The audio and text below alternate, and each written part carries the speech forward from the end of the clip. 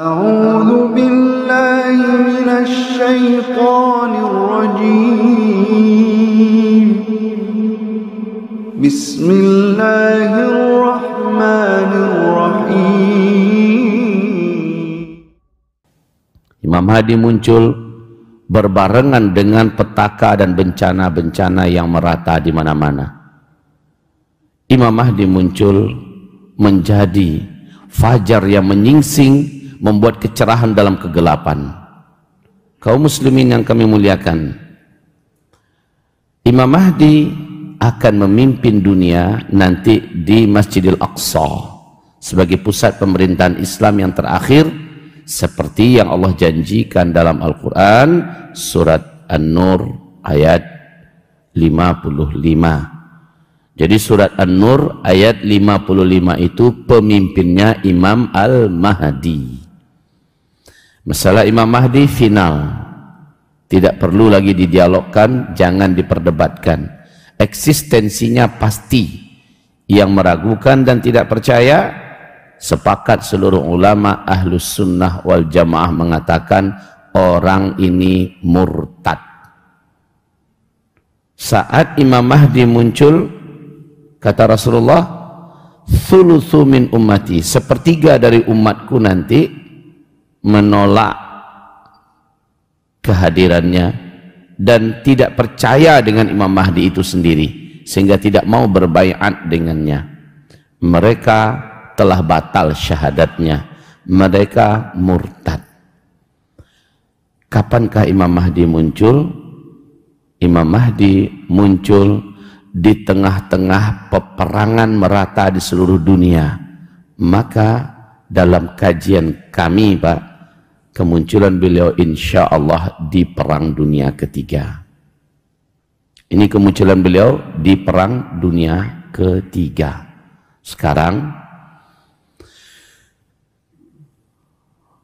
perang yang sedang terjadi di Rusia melawan Ukraina, atau kebalikannya Ukraina melawan Rusia. Perang ini sejatinya adalah perang yang boleh dikatakan perang internal antar sesama negara pecahan Uni Soviet. Kita sudah tahu permasalahannya. Rusia tidak mau kalau Ukraina bergabung dengan NATO. Masalahnya di situ. Sebab jika dibiarkan, ini ancaman yang paling nyata untuk keutuhan Rusia. Sebagaimana ini juga menjadi ancaman untuk blok timur ke depan. Karena musuh sejati dunia belahan timur yaitu barat.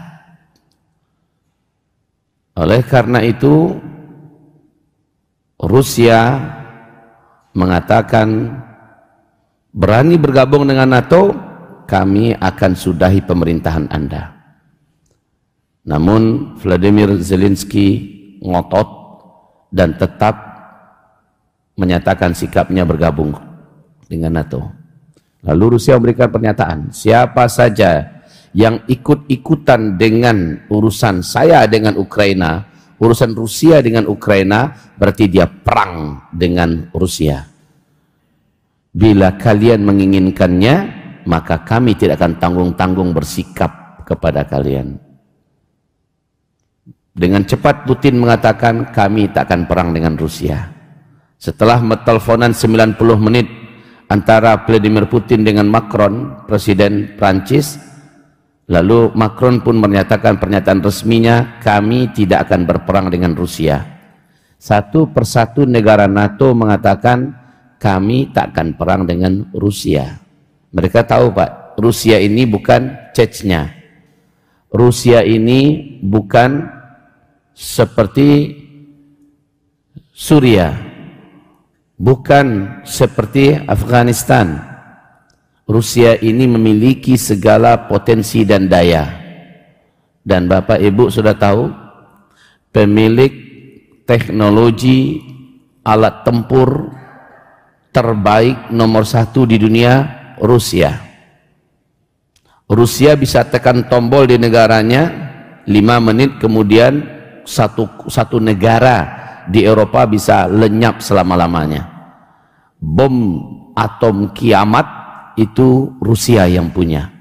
Kecepatannya sampai 12.000 km, ke jauh tempuhnya sampai 12.000 km.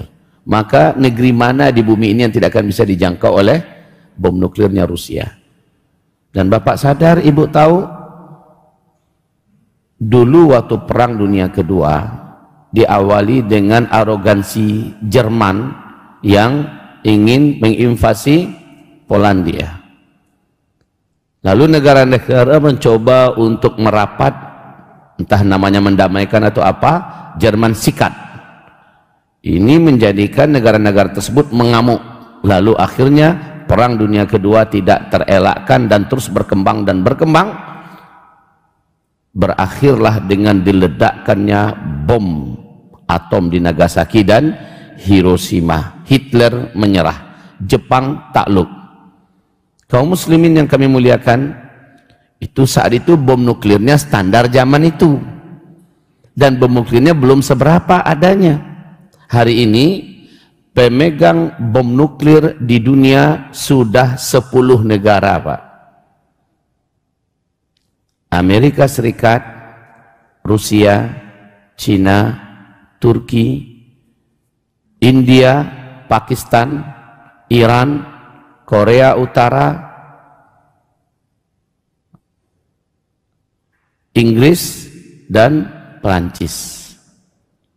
Jumlah hulu ledak bom nuklir hari ini sudah 13.000 bom nuklir.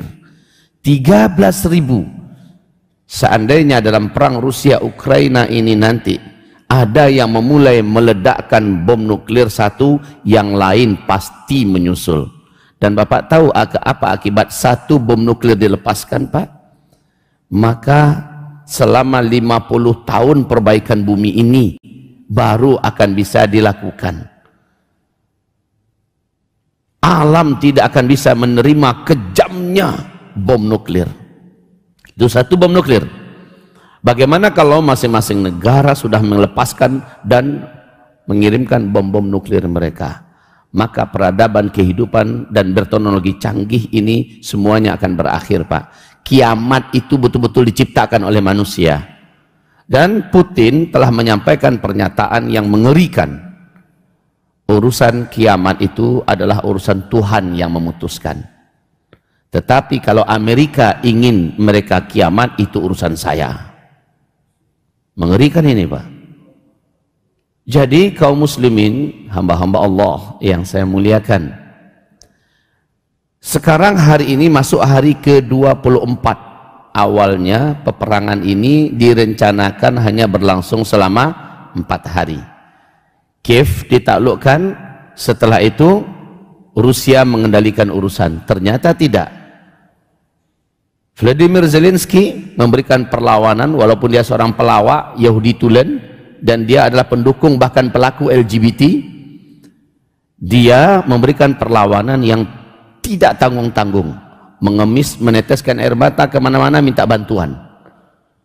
Pada hari ini sudah puluhan ribu pasukan relawan datang dari berbagai negara Eropa, dan mereka itu dibayar sehingga disebut dengan pasukan bayaran.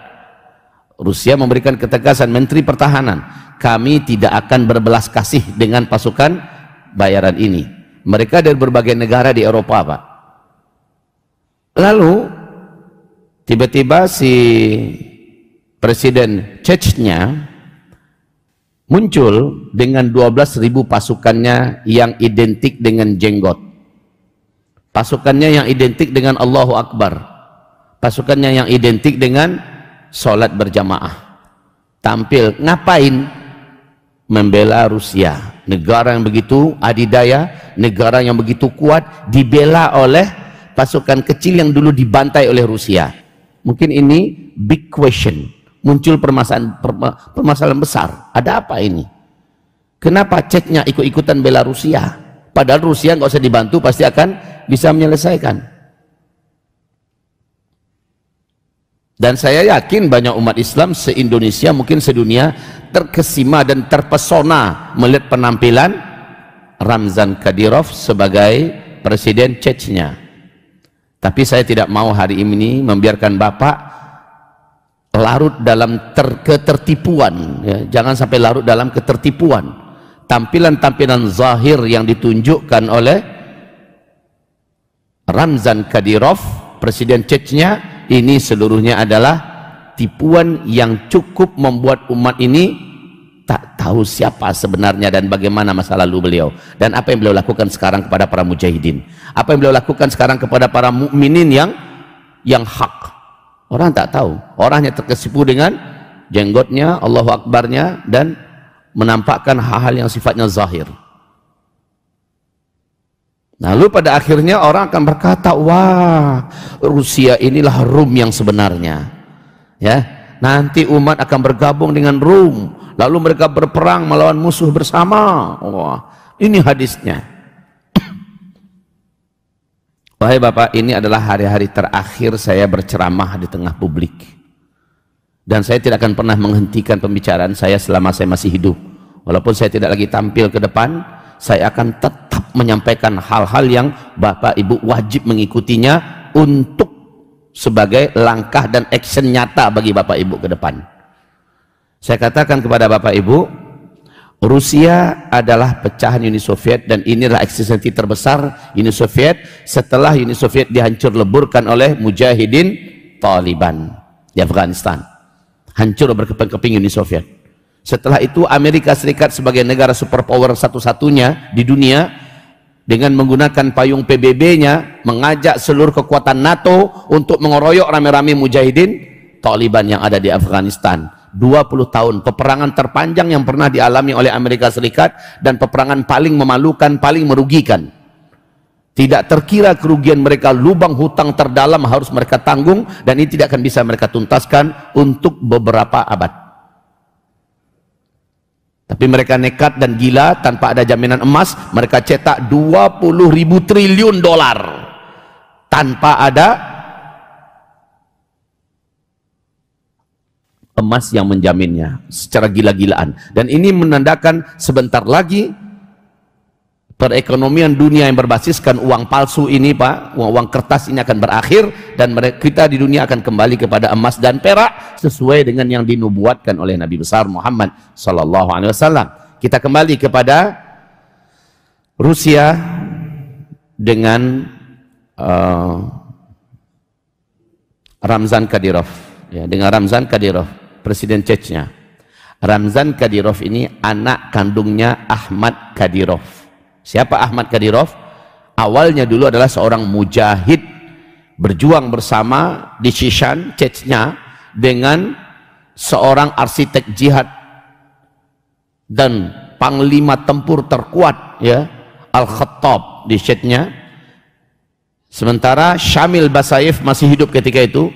Ini adalah komandan perang yang paling mengerikan. Mereka bertempur bersama-sama melawan Rusia, Pak. Ahmad Kadyrov, ya.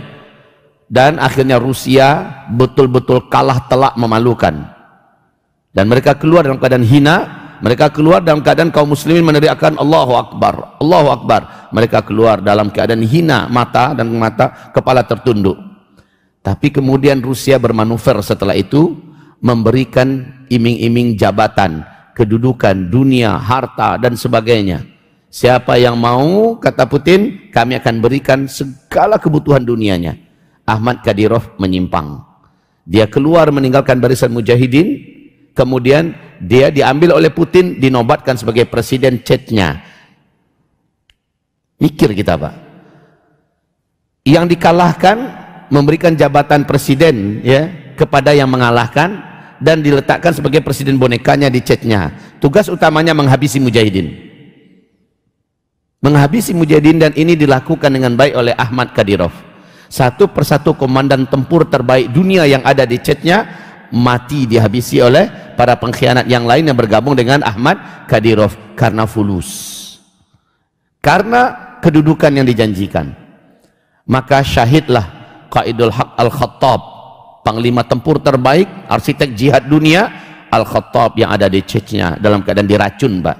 Dikirimin surat itu asistennya yang berikan, ternyata sudah diracuni. Dengan ini beliau meninggal. Kalau tidak, Pak, dia Khalid bin Walidnya abad ini, abad 20. Setelah itu menyusul Syamil Basayev, kendaraannya dibom. Maka satu persatu rontoklah kekuatan. Kan Ahmad Kadyrov selama bertahun-tahun mendampingi para mujahidin ini dan ada di pucuk pimpinan. Jadi dia tahu siapa-siapa pemimpin, di mana-mana lubangnya, di mana-mana jalurnya, jalannya, apa strateginya dia tahu semua. Karena dia sudah berhasil dibeli oleh Rusia, dia yang dipakai sekarang untuk menghabisi mujahidin dan berhasil. Beliau pun mendapatkan qisas. Panggung yang beliau tempati menyaksikan sebuah acara yang disenangi meledak, matilah Ahmad Kadyrov. Ya, kemudian dipanggil Ramzan Kadyrov, presiden Chechnya sekarang oleh Putin, Vladimir Putin. Kemudian Ramzan Kadyrov dibisiki kata-kata. Kemudian dinyatakan kepada publik bahwa presiden berikutnya adalah Ramzan Kadyrov. Tugasnya sama, berantas mujahidin yang ada di Chechnya. Setiap aktivis, setiap da'i, setiap orang-orang beriman yang soleh dan taat diberantas, diculik, disiksa habis-habisan oleh Ramzan Kadyrov dengan bala pasukannya. Ini biar Bapak jangan sampai tidak. Bapak mau dapat informasi yang kuat, silahkan Bapak buka nanti arrahmah.com, buka, lihat itu. Bagaimana sejarah mereka-mereka ini, Pak. Bagaimana video-video mereka, tahun, tanggal, sumber referensinya bisa didapatkan di sana. Biar ini jangan dikatakan adalah fitnah. Karena kita sudah terlanjur euforia ya melihat hebatnya pasukan Chechnya ini. Tidak. Sampai hari ini mujahidin masih tetap bergerilya di Shishan, Chechnya. Yang dilawan siapa? Persis seperti Taliban bergerilya melawan presiden dan pasukan boneka di Afghanistan yang diciptakan oleh Amerika Serikat. Ini yang dilawan oleh para mujahidin hari ini di Shishan, di mana mereka berperang melawan Ramzan Kadyrov dan pasukan bonekanya. Paham sampai di sini, Bapak? Jadi Rusia tetaplah Rusia. Walaupun Putin menyitir beberapa ayat. Toh sebelumnya Joe Biden juga telah membuat kita silau. Ada ayat Allah yang ayat Al-Quran yang disitirnya dulu sebelum dia jadi presiden. Ingat Pak ya? Ketika dia juga membacakan beberapa ayat, apa bedanya Putin dengan Joe Biden? Jadi kita jangan sampai kita lupa sejarah. Jangan sampai kita jangan sampai kita melupakan. Ini riwayat sahih yang telah terjadi dan masih hidup kita menyaksikannya kemarin-kemarin ini. Dan hari ini Putin perang melawan Barat. Wahai kaum muslimin yang kami muliakan, sementara pasukan 40.000 pasukan relawan Suriah yang mau datang ke Rusia, Bapak harus tahu siapa ini pasukan relawan ini. Ternyata mereka adalah orang-orangnya Bashar Assad. Kalau Bashar Assad, kita sudah tahu track recordnya Bashar Assad ini apa dan pasukannya apa kepada umat Islam Ahlus Sunnah wal Jamaah di Suriah. Jangan lupa itu. Jadi yang datang menolong untuk Rusia siapa? Chechnya ya, kayak gini tipenya. Perjuangannya yang sangat berkhianat kepada Islam. Ini yang datang ke Rusia. Begitu juga yang datang dari Suriah. Ternyata pasukannya Bashar Assad. Diajak, bergabung dan itu dibayar, Pak. Dibayar, wahai kaum muslimin. Lalu kalau begitu bagaimana? Maka kita kembali kepada track. Apa kata Rasulullah sallallahu alaihi wasallam? Kamu benar-benar akan berperang nanti melawan seluruh kekuatan Arab dan kamu akan menaklukkan mereka. Allah akan menolong kamu. Yang dikatakan kamu oleh Rasulullah adalah orang-orang beriman, para mujahidin bersama Imam Al-Mahdi. Terus kata Rasulullah berikutnya, kemudian kamu akan menaklukkan Furs, itu Iran hari ini. Kamu akan menaklukkan, aku akan perang dengan mereka, kamu taklukkan mereka. Karena musuh Islam yang paling pekat, yang paling kuat, yang paling alot, yang paling panjang sejarahnya, yang paling benci dengan Islam Ahlus Sunnah wal Jamaah adalah Syiah yang ada di Iran hari ini. Dan kamu akan berperang melawan Furs, dan kamu akan ditolong oleh Allah, kamu akan menang. Lalu kamu akan kembali ke Baitul Maqdis memimpin kekuatan umat Islam dengan khilafah Islamiyah. Satu titik itu, satu poin. Lalu Barat yang sedang gaduh, yang sedang perang, yang sedang hebat-hebatnya ya dengan Blok Timur, melihat kekuatan nyata sudah muncul di tengah-tengah mereka, yaitu umat Islam, para mujahidin yang dipimpin oleh Imam Mahdi. Maka kata Rasulullah, kamu akan melakukan perjanjian damai dengan Rum. Rum sepanjang sejarah yang diceritakan Rasulullah telah membentuk peperangan yang tak terkira-kira panjangnya, dan ini termasuk perang salib yang kita kenal selama ini, Pak. Ratusan tahun perang salib ini berjalan. Sampai hari ini perang ini masih terus berlanjut, seperti kata George W. Bush bahwa ini adalah crusade, ini adalah perang salib. Berarti perang salib berlanjut sampai kepada eksistensi Israel. Itu adalah eksistensi perang antara Barat melawan Islam. Nah, kalian nanti akan melakukan perjanjian damai dengan mereka. Adanya kalimat perjanjian damai berarti kan umat sedang perang terus dengan mereka ini. Damai dulu, akur dulu sebentar, gencatan senjata lalu berdamai. Dan kalian akan memerangi musuh bersama di belakang kalian. Musuh bersama ini adalah Rusia, Cina, India, ya, Myanmar, semua kekongkotan yang hampir mirip dengan mereka ini semuanya bersatu. Ini menjadi musuh Barat sekaligus menjadi musuh Islam. Bapak supaya tidak lupa bahwa kejahatan Uni Soviet atau Rusia ini membantai umat Islam itu sangat-sangat pedih, Pak. Sementara mereka bukan ahlul kitab. Yang ahlul kitab sejati sepanjang sejarahnya adalah blok Barat, Eropa, Amerika. Buya, bukankah hari ini di Rusia banyak orang masuk Islam? Belum apa-apa itu, Pak, dibandingkan dengan di Eropa orang masuk Islam lebih banyak lagi di Eropa. Ya, kalau itu yang mau Bapak tanya. Hari ini orang masuk Islam di Inggris gila-gilaan, Pak. Hari ini orang masuk Islam di Perancis, hari ini orang masuk Islam di Amerika dan sebagainya. Nggak ada apa-apanya, masih jauh tertinggal Rusia. Kalau itu yang mau Bapak tanyakan. Oh, di Rusia kan Kristen Ortodoks, Bu ya. Kristen Ortodoks itu paling dekat hubungan kasih sayangnya dengan Islam. Kita tidak pernah polemik dan tidak pernah berkelahi perang dengan mereka, itu nggak ada, Pak. Tapi umat Kristen yang selalu perang dengan umat Islam adalah Katolik. Ini adalah yang ada di Barat hari ini, Katolik. Protestan kadang-kadang juga ikut nimbrung memerangi umat Islam. Nah, kaum muslimin, peperangan yang selama ini terjadi adalah umat Islam dengan ahlul kitab dari Nasrani Barat. Rum itu adalah Barat, bukan Rusia. Bukan Rusia seperti yang diklaimkan oleh Syekh Imran Hussein.